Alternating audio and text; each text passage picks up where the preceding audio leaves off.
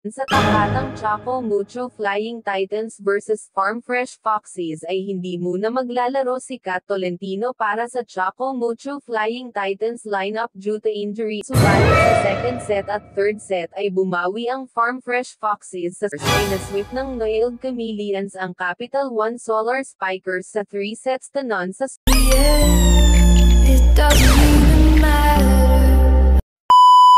Sa mga laro ng Premier Volleyball League PVL 40 Days Game naglalaban ang Noiled Chameleons versus Capital One Solar Spikers at sa second game naman nagtatapat ang Choco Mucho Flying Titans against Farm Fresh Foxes. Sa unang laro sa laban ng Noiled Chameleons against Capital One Solar Spikers ay na-sweep ng Noiled Chameleons ang Capital One Solar Spikers sa 3-0 sa score na set 125-13. Set 2 25-23 at set 3 25-22. Best player of the game naman si Camille Victoria ng Noiled Chameleons na nagtala ng 17 points.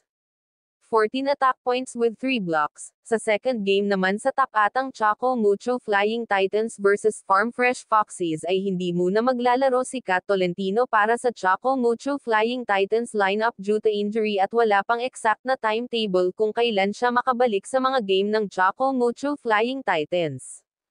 Kaya naman sa absence ni Kat Tolentino ay naging dikitan ang laban dahil walang makuhang advantage ang Choco Mucho Flying Titans against Farm Fresh Foxes.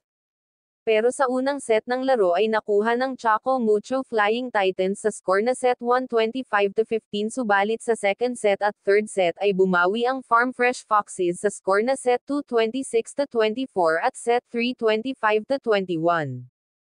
Pero pagdating sa set 4 ay nakabalik naman ang Choco Mucho Flying Titans sa score na set 4 25-21 kaya umabot ng set 5 ang kanilang labanan. Pagdating naman sa set 5 na deciding match ng tapatang Choco Mucho Flying Titans ay naging dikitan pa rin ang labanan ng dalawang team na ito. Ngunit sa huli ay nakuha ng Choco Mucho Flying Titans ang panalo sa score na set 5, 15-12. Itinanghal namang best player of the game si Cici Rondina na nagtala ng 29 points, 24 attack points, 5 blocks with 18 excellent receptions, kaya umabante na ngayon ang kartada ng Choco Mucho Flying Titans sa 9-2 win-loss records.